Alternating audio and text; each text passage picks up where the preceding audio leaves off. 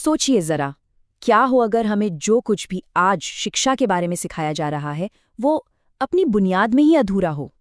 चलिए एक सफर पर चलते हैं, समय में पीछे, एक ऐसी दुनिया में जहां सीखने का मतलब सिर्फ रटना नहीं था बल्कि जीना था।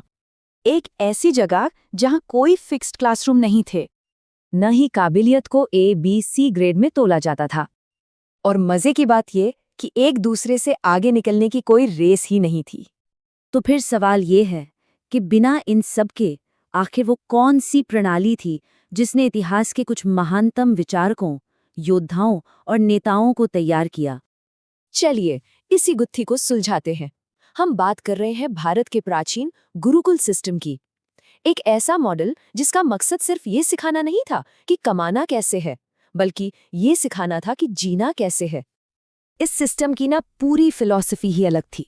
मतलब फोकस बाहरी दुनिया की कामयाबी पर था ही नहीं, बल्कि अंदर के विकास पर था। यहाँ मकसद सिर्फ जानकारी जमा करना नहीं था, बल्कि खुद को बदलना था, एक बेहतर इंसान बनना था। गुरुकुल, ये शब्द सुनने में स्कूल जैसा लगता है ना? पर ये सिर्फ एक स्कूल नहीं था। इसका शाब्दिक अर्थ है गुरु का घर या गुरु का परिवार। सोचिए, एक ऐसा माहौल जहां स्टूडेंट्स, जिन्हें शिष्य कहते थे, अपने टीचर यानी गुरु के साथ ही रहते थे, एक परिवार की तरह। ये ज्ञान का एक पूरा इकोसिस्टम था। और यहीं पर एक बहुत बड़ा फर्क आता है। गुरुकुल की सोच ये थी कि ज्ञान कोई ऐसी चीज नहीं है जिसे बाहर से दिमाग में भरा जाए। नहीं, उनका मानना था कि ज्ञान तो हर इंसान के अंदर पहले से ही होता है। एजुकेशन का काम तो बस उसे बाहर निकालना है, उस अंदरूनी शक्ति को उजागर करना है। तो जाहिर है आज के टीचर स्टूडेंट रिलेशनशिप और उस समय के गुरु शिष्य के रिश्ते में जमीन आसमान का फर्क था। आज का रिश्ता कैसा है? काफी हद तक लेन देन पर आधारित, ट्रांजैक्शनल। एक टीचर एक सब्जेक्ट पढ़ाता है और बस। लेकिन गुरु सिर्फ एक इंस्ट्रक्टर नहीं थे, वो एक मेंटर थे, एक गाइड थे, जो कोई एक सब्जेक्ट नहीं बल्कि अपने शिष्य के पूरे कैरेक्टर को, उसके पूरे वजूद को शेप देते थे। ये ट्रांसफॉर्मेशनल था। तो ये फिलॉसफी सुनने में तो बहुत अच्छी लगती है ना? पर सवाल ये है कि ये असल में काम कैसे करती थी। चलिए देखते हैं कि कैसे गुरुकुल में करिकुलम कोई किताब नहीं बल्कि खुद जिंदगी थी। एक आम दिन की तस्वीर कुछ ऐसी होती थी। सुबह 4 बजे उठना, ब्रह्म मुहूर्त में, यानी सूरज उगने से ठीक पहले का वक्त, जिसे दिमागी शांति और फोकस के लिए बेस्ट माना जाता है। फिर सुबह की शुरुआत होती थी ध्यान, योग और सूर्य नमस्कार से। इसके बाद शुरू होते थे असली प्रैक्टिकल काम, जैसे खेती करना, लकड़ियां इकट्ठा करना, पूरे आश्रम को संभालना। और पढ़ाई, वो किसी बंद कमरे में नहीं बल्कि खुले में, पेड़ के नीचे होती थी। शाम को फिर सब साथ बैठकर फिलोसॉफिकल डिबेट्स करते थे। जो सीखा उस पर मंथन करते थे। मतलब अनुशासन, स्किल और ज्ञान सब कुछ जिंदगी का हिस्सा था, अलग अलग सब्जेक्ट्स नहीं। और ये जो पूरा करिकुलम था वो 4 मजबूत पिलर्स पर खड़ा था।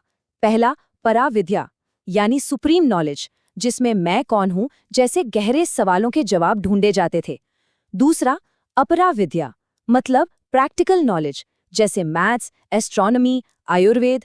तीसरा था कला, जिसमें म्यूजिक, डांस, क्राफ्ट्स जैसी स्किल्स सिखाई जाती थीं। और चौथा, क्रिया यानी एक्शन, जो भी सीखा उसे असल दुनिया में अप्लाई करना, जैसे कोई स्ट्रक्चर बनाना या खेती करना। लेकिन असली चीज वो किताबों में थी ही नहीं। असली सबक तो रोज की जिंदगी में छिपे थे, जिसे हिडन करिकुलम कह सकते हैं।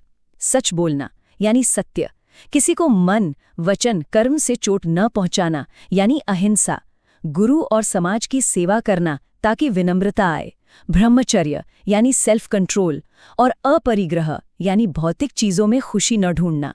ये वैल्यूज ये लेक्चर देकर नहीं सिखाई जाती थीं, इन्हें हर दिन हर पल जिया जाता था। और यही तो असली शिक्षा थी। अच्छा, तो ये सब सिखाया तो जाता था, पर इन्हें परखा कैसे जाता था? अब बात करते हैं मूल्यांकन की, जो आज के एग्जाम सिस्टम से आप कह सकते हैं बिल्कुल ही अलग था, और शायद कहीं ज्यादा गहरा भी। तो सवाल जाहिर है, जब कोई रिटन एग्जाम नहीं, कोई ग्रेड्स नहीं, कोई रिपोर्ट कार्ड नहीं, तो फिर गुरु को पता कैसे चलता था कि शिष्य ने वाकई कुछ सीखा भी है या नहीं? देखिए, यहाँ रटने की काबिलियत का कोई टेस्ट नहीं था। टेस्ट था समझ का।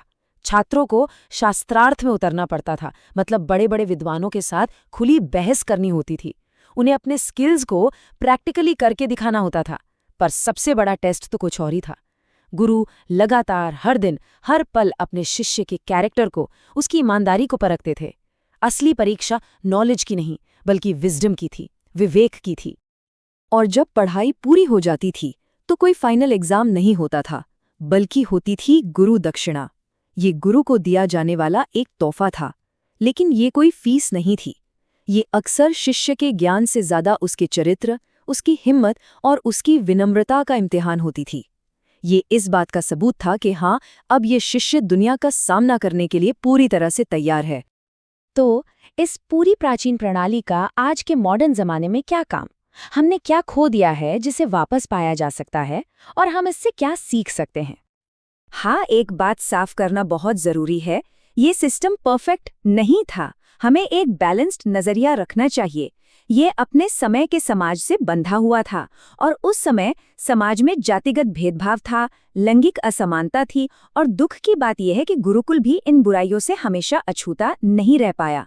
शिक्षा तक सबकी बराबर पहुंच नहीं थी। लेकिन इन खामियों के बावजूद गुरुकुल के जो मूल सिद्धांत हैं वो आज भी उतने ही जरूरी हैं। आज की दुनिया में जहां स्ट्रेस और एंजाइटी आम बात है, वहां गुरुकुल हमें माइंडफुलनेस और सेल्फ कंट्रोल सिखाता है। जहां लोगों को अपनी जिंदगी में पर्पस की कमी लगती है, वहां ये आत्मखोज का रास्ता दिखाता है। आज जब हम इन्फॉर्मेशन के ढेर में दबे हैं, यह हमें याद दिलाता है कि डेटा से ज्यादा जरूरी विजडम है। तो फिर ये सिस्टम खत्म कैसे हो गया? देखिए, समय के साथ और खास तौर पर ब्रिटिश राज के दौरान इस पूरी प्रणाली को धीरे धीरे खत्म कर दिया गया। लॉर्ड मैकॉले की जो मशहूर एजुकेशन पॉलिसी थी, उसने शिक्षा का मकसद ही बदल डाला। उसका काम थिंकर्स बनाना नहीं बल्कि क्लर्क बनाना था। और बस धीरे धीरे हमने वो सिस्टम खो दिया जो हजारों साल से हमारी सभ्यता की रीढ़ की हड्डी था। तो आखिर में ये एक सवाल हमारे लिए छोड़ जाता है, आज का हमारा एजुकेशन सिस्टम हमें क्या सिखा रहा है? सिर्फ अच्छी कमाई करना या एक अच्छा जीवन जीना? शायद शिक्षा का भविष्य कुछ नया आविष्कार करने में नहीं है, बल्कि उस पुरानी समझ को फिर से याद करने में है जो हम कभी जानते थे।